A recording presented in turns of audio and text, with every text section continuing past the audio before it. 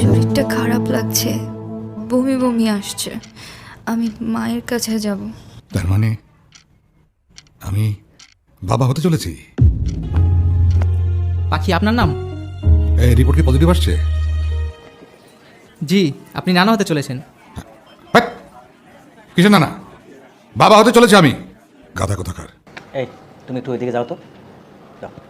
ঠিক আছে। শফিক সাহেব, আপনার স্ত্রীর তো একটা কমপ্লিকেশন আছে। কি কমপ্লিকেশন? কি আবার এখানে দাঁড়ায় আছো কেন? শুইতে আসো। আমি পাশের রুমে যাচ্ছি। মানে কি? পাশের ঘরে কেন? ডাক্তার একই ঘরে থাকতে নিষেধ করেছে। আরে উনি কে?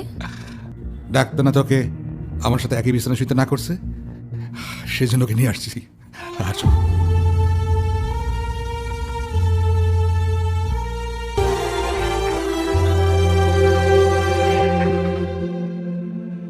পাখি তুই এত রাইতে?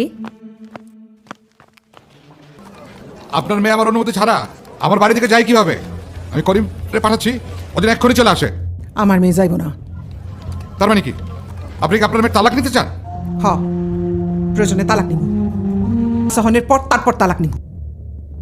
তারপরও আমার মেয়ে ওই নরকে যাইব না। মা বলল আমি নাকি নরক থেকে মুক্তি পেয়েছি। আমি জানি আমার কপালে মুক্তি নেই।